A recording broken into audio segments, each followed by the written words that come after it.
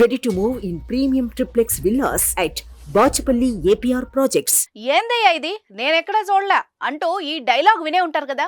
మనం ఇప్పుడు చూడబోయే వీడియోలో ఆ డైలాగ్ అచ్చుగుద్దినట్టు సెట్ అవుతుంది. మరి పూర్తి వివరాలకు వెళ్దాం.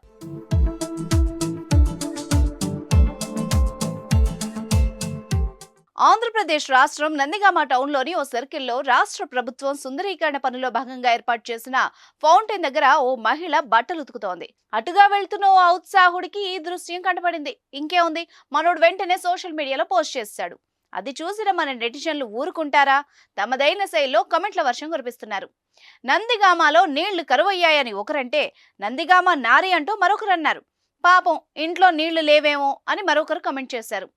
ఏందయ్యా ఇది, ఏందిది, నేనేడ చూడలా అంటూ ఎక్కువ మంది పోస్ట్ చేశారు. మరి దీనిపై మీరేమంటారో కమెంట్ చేయండి.